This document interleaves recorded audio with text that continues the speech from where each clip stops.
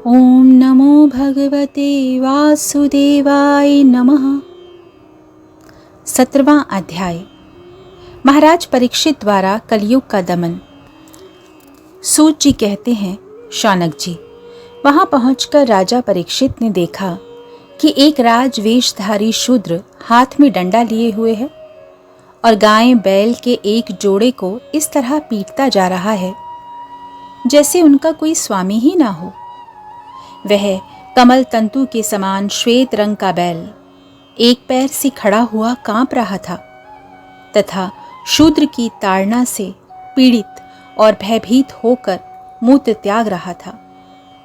धर्मोपयोगी दूध, घी आदि हविष्य पदार्थों को देने वाली वह गाय भी, एक तो वह स्वयं ही दुबली पतली थी, दूसरे उसका बछड़ा भी उसके पास नहीं था। उसे भूख लगी हुई थी और उसकी आंखों से आंसू बहते जा रहे थे।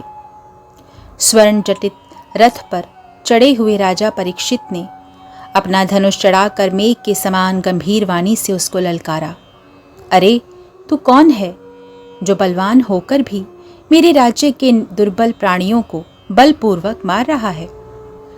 तूने नट की भांति वेश तो राजा का सा बना रखा है, परंतु कर्म से तू शूद्र जान पड़ता है। हमारे दादा अर्जुन के साथ भगवान श्री कृष्ण के परम धाम पधार जाने पर इस प्रकार निर्जन स्थान में निरपराधों पर प्रहार करने वाला तू अपराधी है, अतः वध के योग्य है। उन्होंने धर्म से पूछा, कमलनाल के समान आपका श्वेत वर्ण है, 3 पैर ना होने पर भी आप एक ही पैर से चलते फिरते हैं। यह देखकर मुझे बड़ा कष्ट हो रहा है। बतलाइए, आप क्या बैल के रूप में कोई देवता हैं? अभी यह भूमंडल कुरुवंशी नरपतियों के बाहुबल से सुरक्षित है।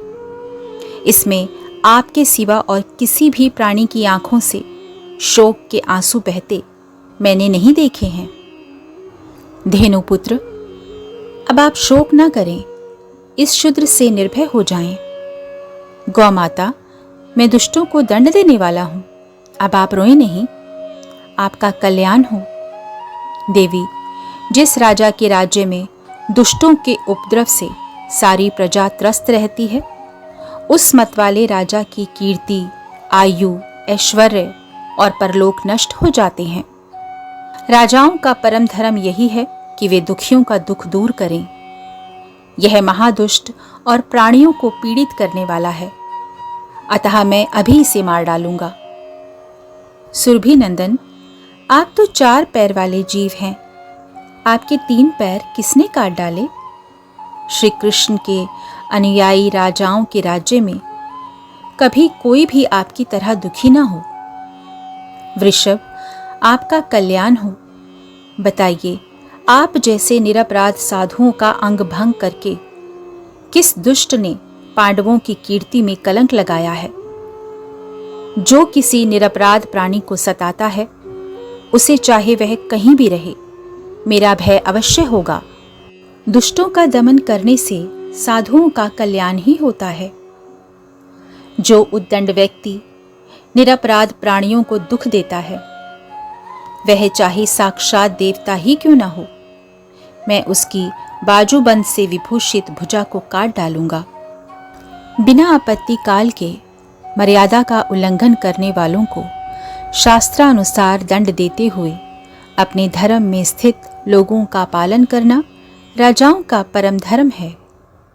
धर्म ने कहा, राजन, आप महाराज पांडु के वंशज हैं, आपका इस प्रकार दुखियों को आश्वासन देना आपके योग्य ही है, क्योंकि आपके पूर्वजों के श्रेष्ठ गुणों ने भगवान श्री कृष्ण को उनका सारथी और दूत आदि बना दिया था। नरेंद्र, शास्त्रों के विभिन्न वचनों से मोहित होने के कारण हम उस पुरुष को नहीं जानते जिससे क्लेशों के कारण उत्पन्न होते हैं। जो लोग किसी भी प्रकार के द्वैत को स्वीकार नहीं करते, वे अपने आप को ही अपने दुख का कारण बतलाते हैं। कोई प्रारब्ध को कारण बतलाते हैं तो कोई कर्म को, कुछ लोग स्वभाव को तो कुछ लोग ईश्वर को दुख का कारण मानते हैं। किन्हीं किन्हीं का ऐसा निश्चय है कि दुख का कारण ना तो तर्क के द्वारा जाना जा सकता है और ना ही वाणी के द्वारा बतलाया जा सकता है। राजर्षि, अब इनमें कौन सा मत ठीक है, यह आप अपनी बुद्धि से ही विचार लीजिए। सूत जी कहते हैं, ऋषि श्रेष्ठ शौनक जी, धर्म का यह प्रवचन सुनकर सम्राट परीक्षित बहुत प्रसन्न हुए। उनका खेद मिट गया। उन्होंने शांत चित्त होकर उनसे कहा।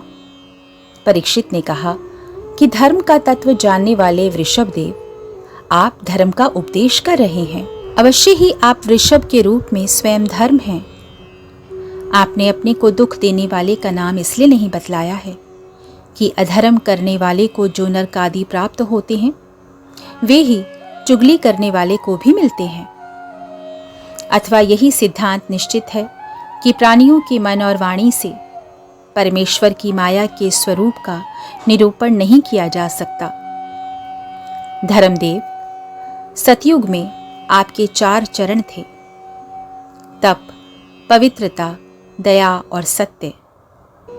इस समय अधर्म के अंश, गर्व, आसक्ति और मद से 3 चरण नष्ट हो चुके हैं। अब आपका 4था चरण केवल सत्य ही बच रहा है। उसी के बल पर आप जी रहे हैं। असत्य से पुष्ट हुआ यह अधर्म रूप कलयुग उसे भी ग्रस लेना चाहता है। ये गौ माता साक्षात पृथ्वी हैं। भगवान ने इनका भारी बोझ उतार दिया था और ये उनके राशि राशि सौंदर्य बिखरने वाले चरण चिन्हों से सर्वत्र उत्सवमयी हो गई थीं। अब ये उनसे बिछड़ गई हैं।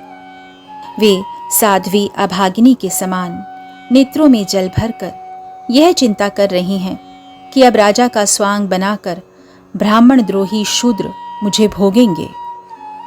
महारथी परीक्षित ने इस प्रकार धर्म और पृथ्वी को सांत्वना दी। फिर उन्होंने अधर्म के कारण रूप कलयुग को मारने के लिए तीक्ष्ण तलवार उठाई। कलयुग समझ गया कि ये तो अब मुझे मार ही डालना चाहते हैं। अतः झटपट उसने अपने राज चिन्ह उतार डाले और भय विह्वल होकर उनके चरणों में अपना सिर रख दिया। परीक्षित बड़े यशस्वी, दीन वत्सल और शरणागत रक्षक थे। उन्होंने जब कलयुग को अपने पैरों पर पड़े हुए देखा तो कृपा करके उसको मारा नहीं, अपितु हंसते हुए उससे कहा। परीक्षित बोले, जब तू हाथ जोड़कर शरण में आ गया है, तब अर्जुन के यशस्वी वंश में उत्पन्न हुए किसी भी वीर से तुझे कोई भय नहीं है। परंतु तू अधर्म का सहायक है, इसलिए तुझे मेरे राज्य में बिल्कुल नहीं रहना चाहिए। तेरे राजाओं के शरीर में रहने से ही लोभ, झूठ, चोरी, दुष्टता, स्वधर्म त्याग, दरिद्रता, कपट, कलह, दंभ और दूसरे पापों की बढ़ती हो रही है।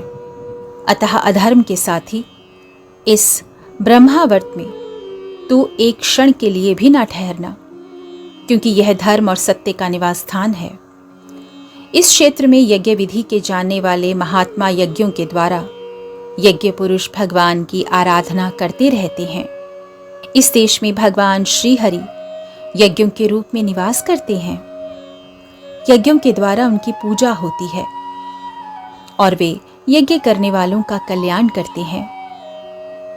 वे सर्वात्मा भगवान वायु की भांति समस्त चराचर जीवों के भीतर और बाहर एक रस स्थित रहते हुए उनकी कामनाओं को पूर्ण करते रहते हैं।